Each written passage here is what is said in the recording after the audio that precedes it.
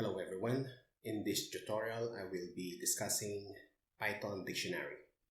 So what is Python dictionary? How do we add item or value in a dictionary? How to access the value in a dictionary? How do we update the value in a dictionary?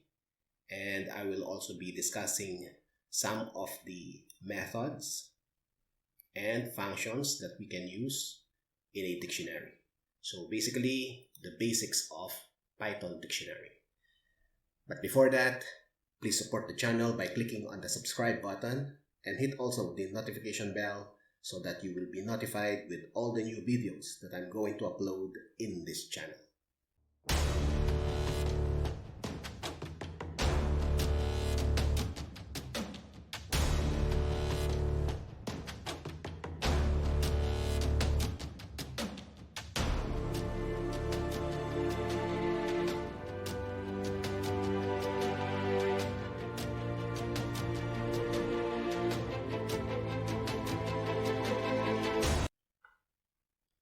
And so what is a Python dictionary?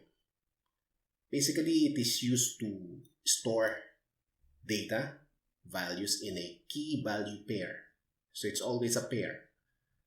So there is a key and there is a value. So you store these two data in a dictionary. Alright, so unlike the tuple, unlike the list, these two are also a collection of data, just like dictionary. However, the list and the tuple, they have an automatic index value. So the key there is the index value. Whereas here in the dictionary, you can specify your own key. So if you take a look at the syntax of creating a dictionary, you will see here that there is a key and there is a value. You assign your own key and the value. So you separate this pair with a comma, and you can have another pair. So you have here a key and another value. Okay, so if you will look at our example here, so there is a key 1 and the value is apple. So to get this apple, I have to use this key 1. Now, this key here is to be assigned by the user or by the programmer or the designer. Okay, so and then you can have another key and another value. So it's always a pair. There is a key and there is a value.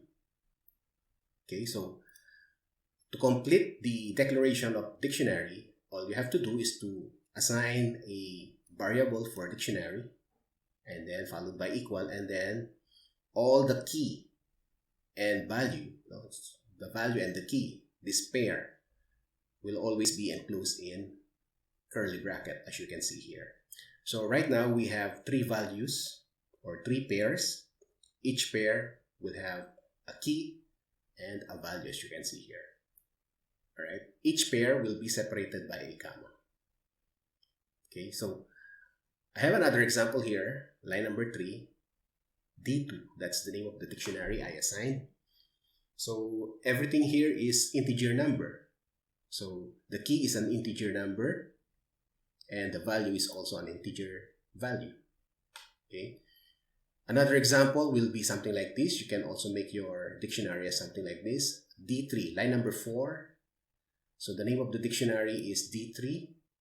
And as you can see, the key can also be a string data type.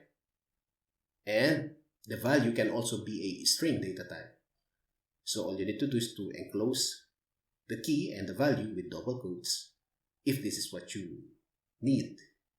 Something like this. Now, the double quotes can be single quotes or double quotes. Okay, so just make sure that you use both. So for instance here, if you use here single quote, you have to end it with a single quote as well. So double quote and then single quote at the end will not be allowed. So you have to decide double quote in the beginning and then double quote in the end, or single quote in the beginning and then single quote in the end. Okay, so in short, the key can be an integer value or a string value. Okay, or it can be represented by a string key, right, or value. Then the value can be an integer value, a decimal value, or any data type. It could be string as well. Just remember that if it is a string, it should be enclosed in double quotes. Okay, so if you would like to declare a dictionary that has no value, just simply an empty dictionary, so all you need to do is to do something like line number 5. So we have a dictionary here, D4 is equal to DICT. This function here will create a blank or empty dictionary. So if we try to print all these dictionaries one by one, let's say we're going to print D1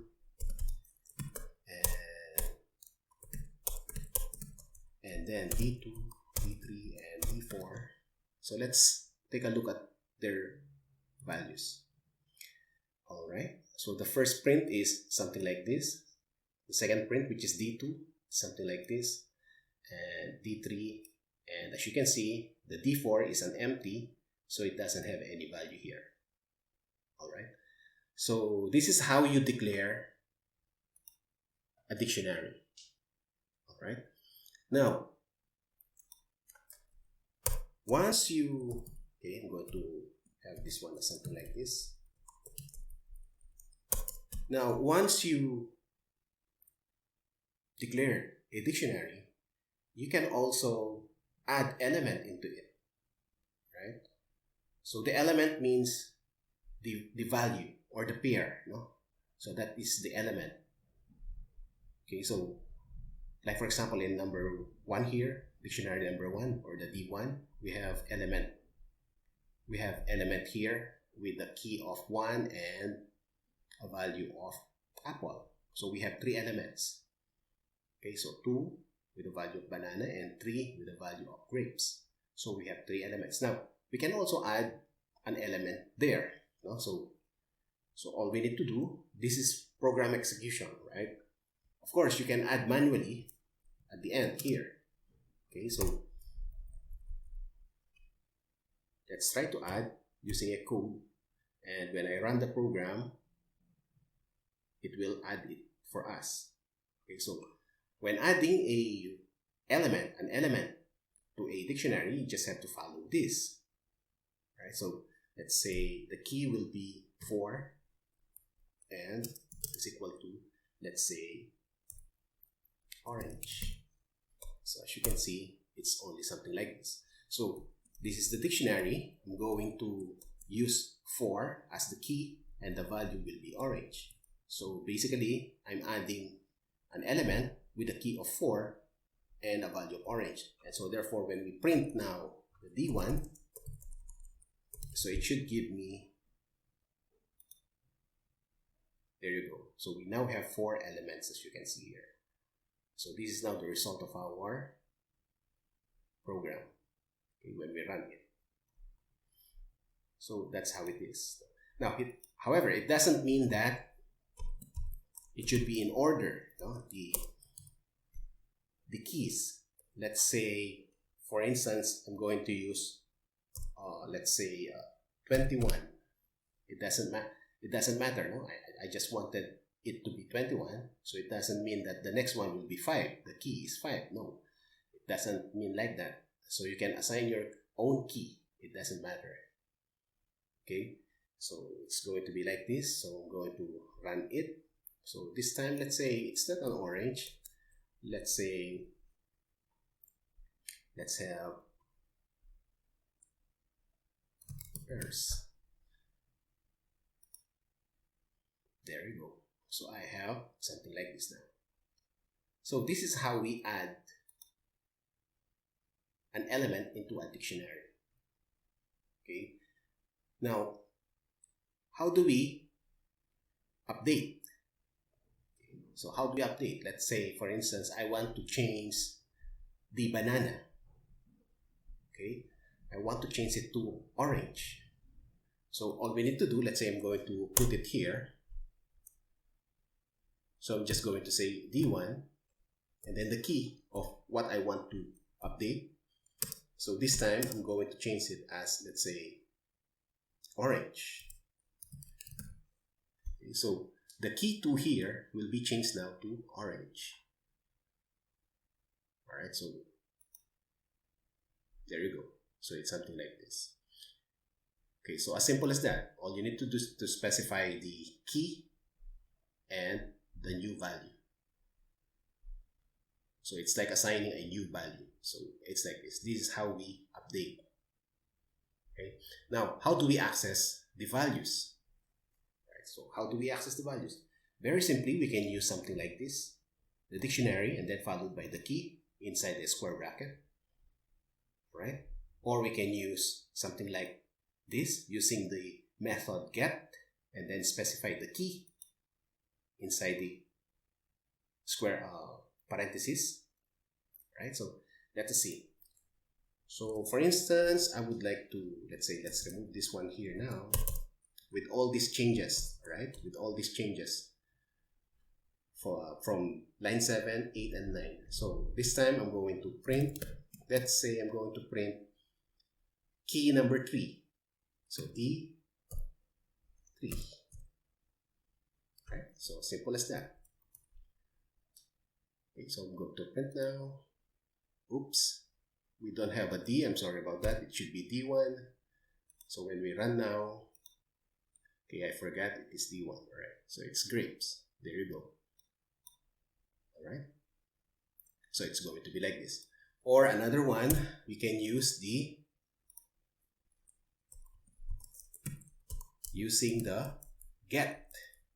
So that get, open parenthesis, and then the key. So it's going to be like this. Let's say this time I'm going to have the number, the 21. Okay, we have a 21, right? So we have here this one, and then we added, okay, and then we added again, or we updated. Okay, so run. There you go. So I was able to print key 21, which we added. Okay, so it's like this.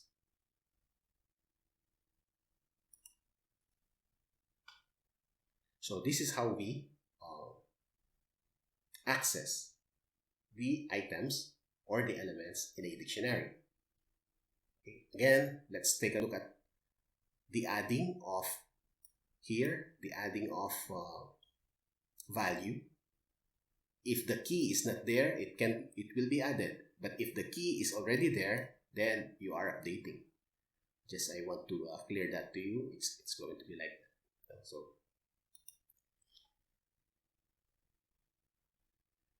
we can also access the values using a for loop statement. Okay, so to do that, okay, so I'm just going to put this one down here. Okay, I can also use the for statement. Let's say I in D1, like this. All right, so I can say print D1 I. Okay, actually the I here will become the key. So you're trying to access now the key. The I here will become the key. All right, and so D1 and then I, which is the key. It will always start in the beginning. All right, it will always start here, here, here, and then followed by this 3 here, and then followed by those that we have added, like this one and then this one here. So every time it goes into the loop, all right, 10 and then 11, and then it will go back to 10. Each time it goes back to the loop, the value of I changes. So initially, the first loop, that's 1. On the second loop, the value of I is 2.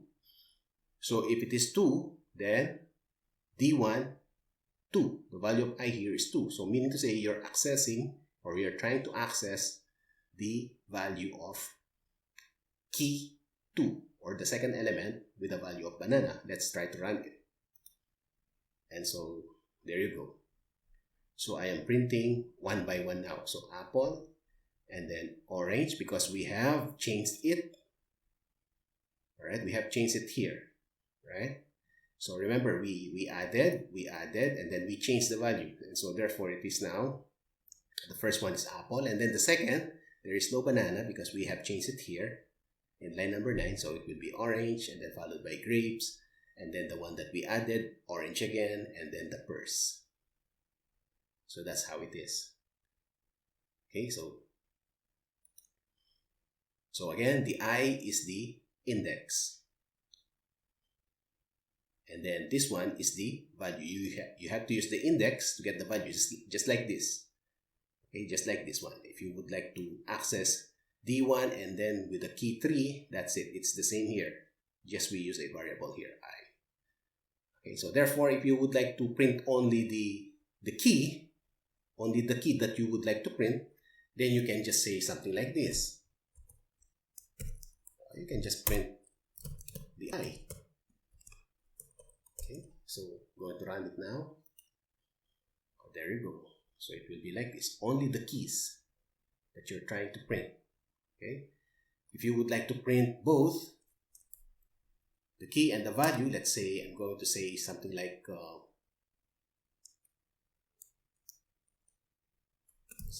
this. I'm going to print the key, then followed by this one here, and then followed by D1 I. You can also do something like this, right? However, because I here is a number, and so we have to make it as string. So it's going to be like this, and there you go. It became like this now. So we printed I here. We converted it into a string because right now I is a number. Okay, so and then followed by this, then followed by our value.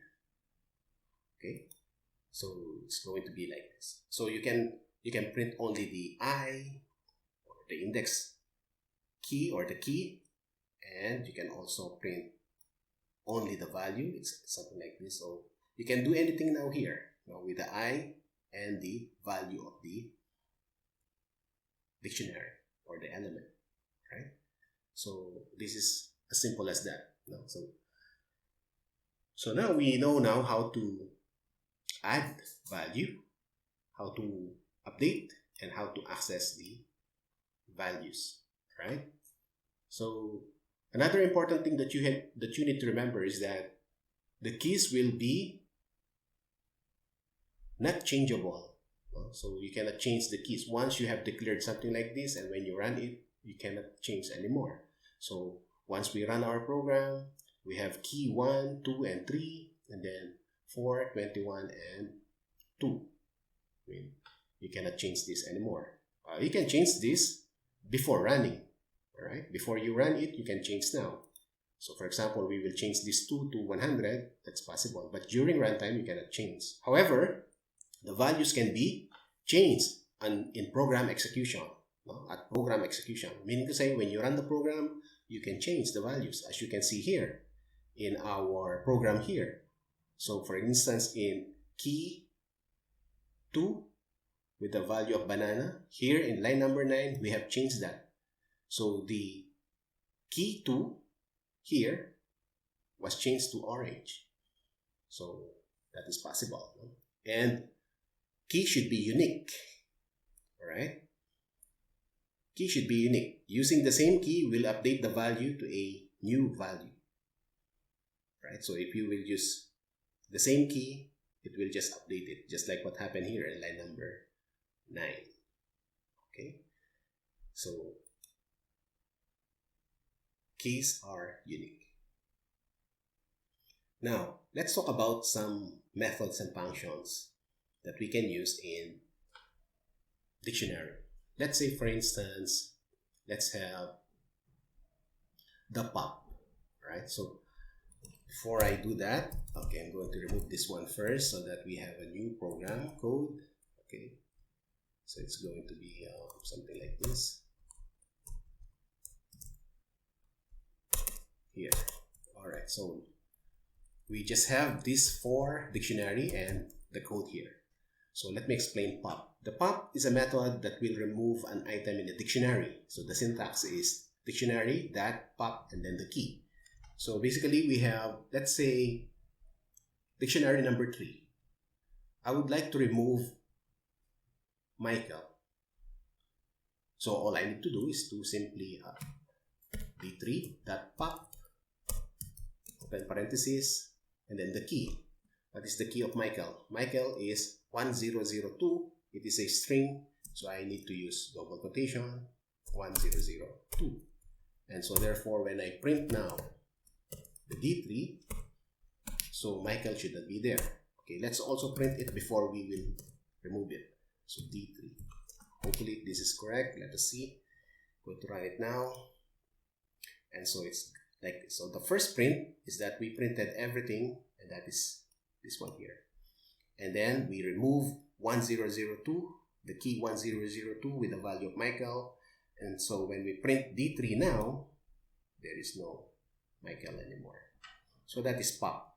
So pop is used to remove an item, okay, in a dictionary. Of course, there is clear. The clear method is used to empty the dictionary.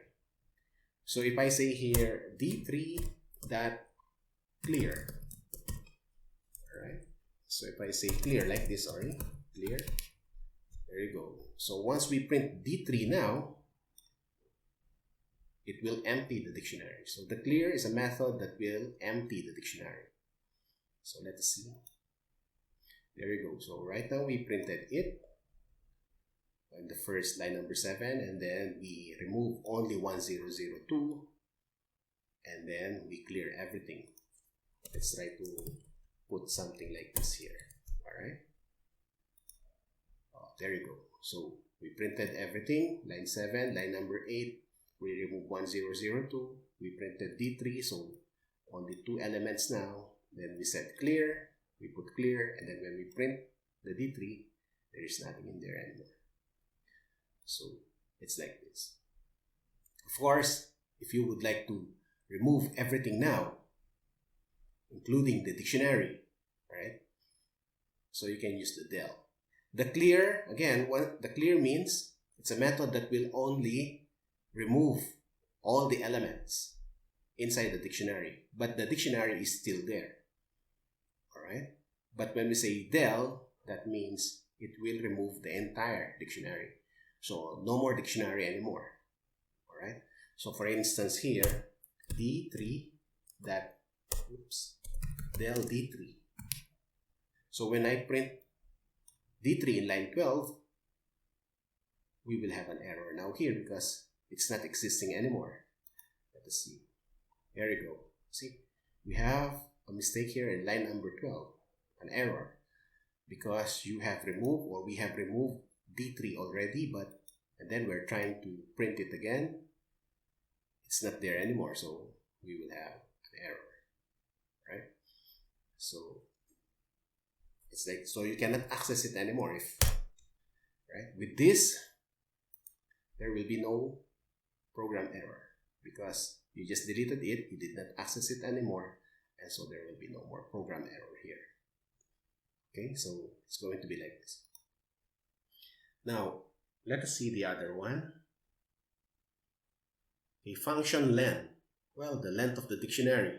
Okay, so I'm just going to remove this one first. Okay, so the length of the dictionary. Let us see here. Print len of D3. What do you think? Alright, so it's 2. How that happened? First, we printed D3, and so this is it. And then we remove 1002, and then we print D3, so it became like this, only 2 elements. Right? And then we specify here in our code, print len D3, and so it gives you this one here, 2. Okay, so 2 elements.